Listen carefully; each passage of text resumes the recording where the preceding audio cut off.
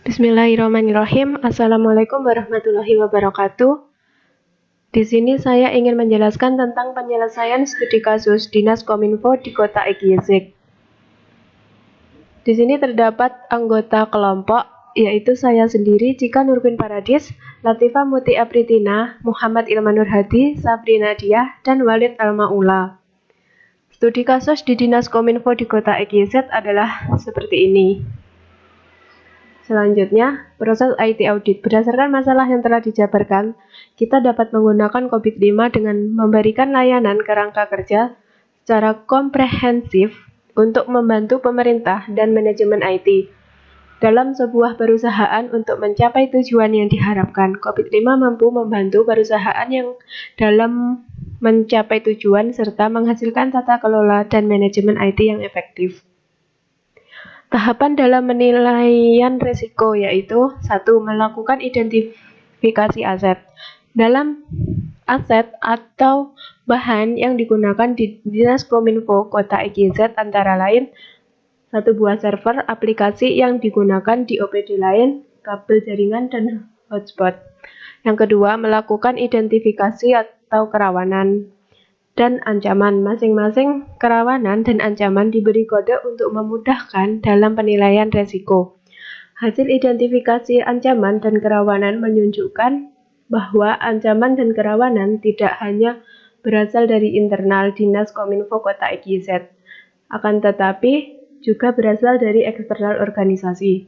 Menentukan prioritas risiko. Prioritas risiko ini dibagi menjadi 3 kategori, yaitu low, medium, high, dan kritikal. Tahap yang keempat yaitu memilih kontrol yang sesuai. Pemilihan kontrol didasarkan hasil identifikasi kerawanan, ancaman, dan dampak. Daftar kontrol dan rencana kerja untuk mengelola risiko keamanan informasi sesuai dengan harapan Dinas Kominfo Kota Egyezek. Monitoring, rangkaian kegiatan yang dilakukan secara sistematis dan berkesinambungan untuk mengenai tingkat penyesuaian tidak lanjut hasil audit. Berikut pemetaan kompetensi dalam IT audit. Terdapat tujuan utama, fungsi kunci, fungsi utama, dan fungsi dasar. Ini lanjutannya dari pemetaan kompetensi. Nah, sekarang fungsi dasarnya menganalisis risiko audit. Berdasarkan studi kasus tersebut, didapatkan analisis risiko audit TI, yaitu setiap perusahaan atau instansi mempunyai parameter frekuensi serta dampak risiko yang berbeda-beda. Semua itu tergantung pada perusahaan atau organisasi dalam menangani risiko.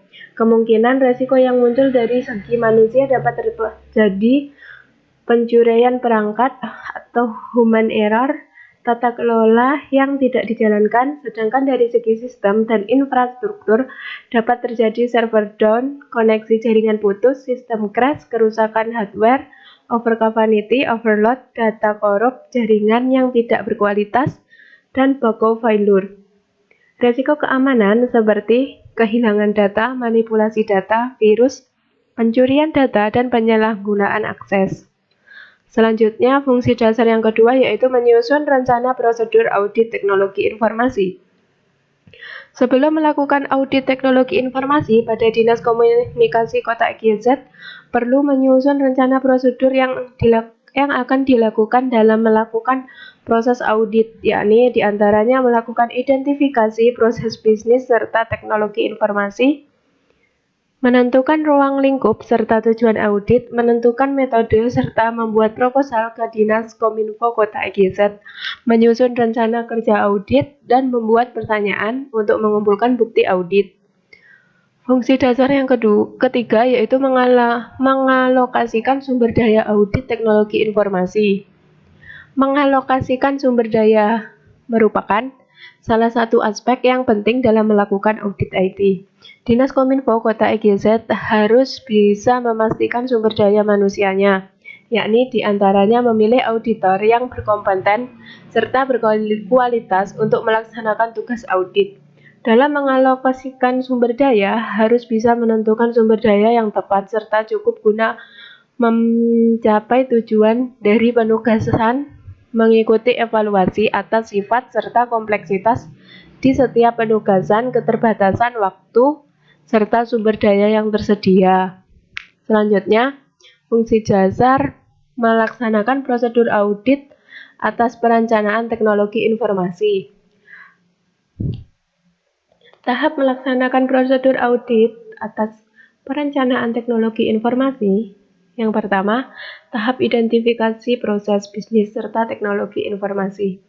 Tahap ini melakukan proses pemahaman dan IT pada Dinas Kominfo Kota IGZ. Yang kedua, menentukan ruang lingkup serta tujuan audit.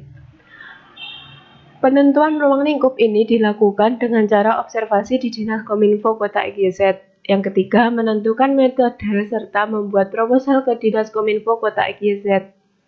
Yang keempat, menyusun rencana kerja audit, membuat daftar semua kegiatan yang akan dilakukan dalam proses audit, mulai dari proses awal hingga proses pelaporan audit.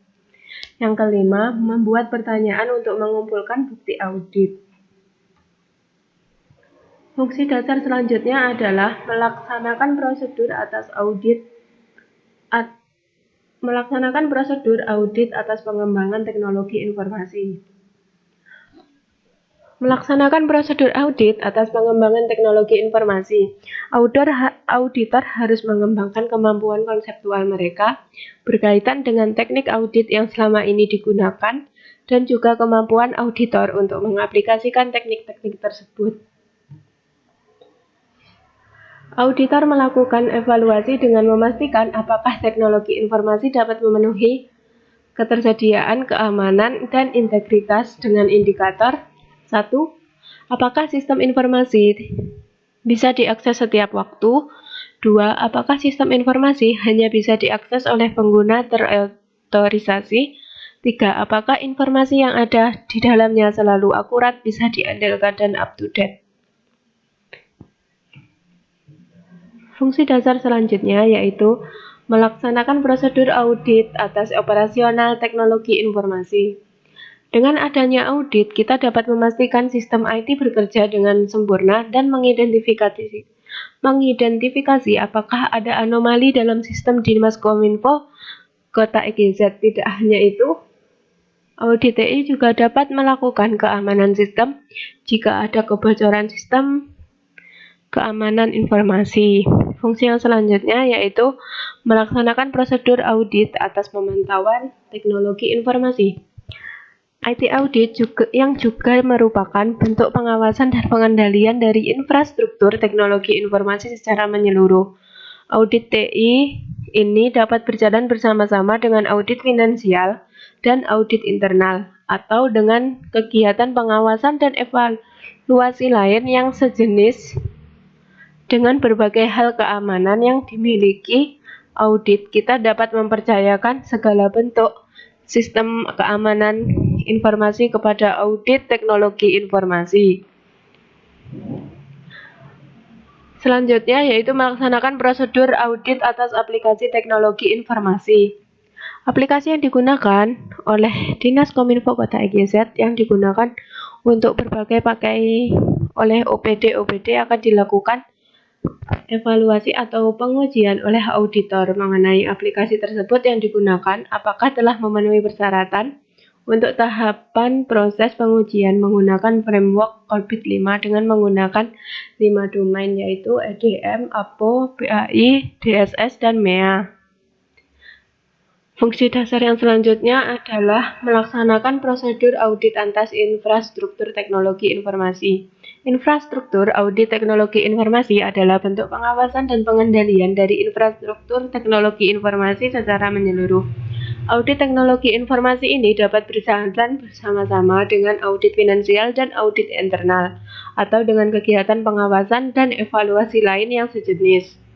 Mengawasi kelayakan pelaksanaan prosedur audit sistem informasi.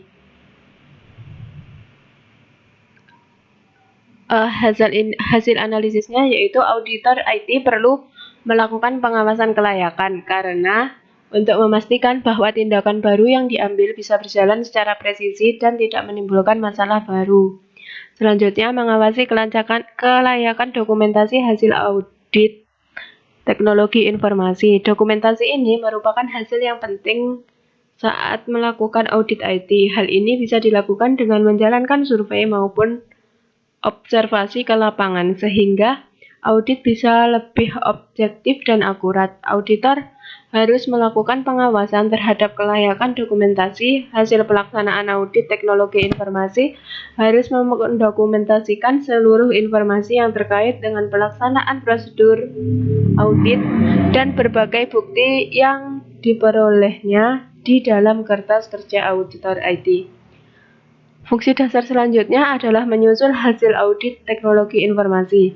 Laporan audit adalah hasil akhir dari proses audit, yaitu laporan yang menyatakan pendapat auditor mengenai kelayakan laporan keuangan perusahaan yang sudah sesuai dengan prinsip-prinsip akuntan yang berlaku secara umum. Penyusunan laporan audit harus berdasarkan 4 standar pelaporan yang ada dalam Standar Profesional Akuntan Publik atau SPAP.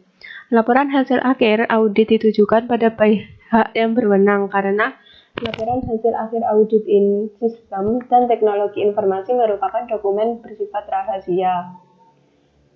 Fungsi dasar selanjutnya adalah menyusun rekomendasi audit teknologi informasi.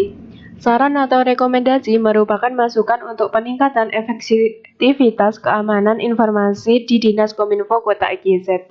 Pada bagian ini, pemberi saran atau rekomendasi dibuat berdasarkan jawaban setiap pertanyaan. Rekomendasi dibuat satu tingkatan lebih tinggi dari jawabannya yang didapat. Tujuan dari pembuatan rekomendasi tersebut adalah karena peningkatan kematangan didasarkan pada peningkatan keamanan informasi pada instansi. Fungsi dasar yang selanjutnya adalah mengidentifikasi tindak lanjut audit teknologi informasi. Kemungkinan resiko yang muncul yakni ada dari segi manusia, dapat terjadi pencurian perangkat, human error, tata kelola yang tidak dijalankan, sedangkan dari sistem dan infrastruktur dapat terjadi server yang down, koneksi jaringan terputus, sistem crash, kerusakan hardware, over capacity, overload, data korup, jaringan yang tidak berkualitas, dan bug of failure. Risiko keamanan seperti kehilangan data, manipulasi data, virus pencurian data, dan penyalahgunaan akses. Dari hasil tersebut, maka perlu perlindungan dan pemeliharaan agar tidak terjadinya server down, sehingga instansi tersebut dapat berjalan dengan kondusif dan harus menerapkan target dan sasaran pengelolaan keamanan informasi, mengevaluasi pencapaian tersebut secara rutin, membuat langkah perbaikan, dan melakukan laporan status kepada pimpinan instansi. Yang terakhir, fungsi dasar yang terakhir yaitu memverifikasikan kelayakan tindak lanjut audit teknologi informasi. Dalam melakukan evaluasi dan verifikasi kelayakan tindak lanjut atas rekomendasi auditor harus memperhatikan satu, signifikansi dari temuan dan rekomendasi audit intern tersebut. Adanya perubahan terhadap lingkungan IT yang dapat mempengaruhi signifikasi permasalahan atau resiko yang terkait dengan rekomendasi tersebut. Selanjutnya, sumber daya dan kompleksitas serta jangka waktu yang dibutuhkan untuk melaksanakan tindak lanjut dari rekomendasi audit intern tersebut. Dampak yang mungkin ditimbulkan jika tindak lanjut dari rekomendasi tersebut tidak atau gagal dilakukan. Sekian presentasi dari kami. Wassalamualaikum warahmatullahi wabarakatuh.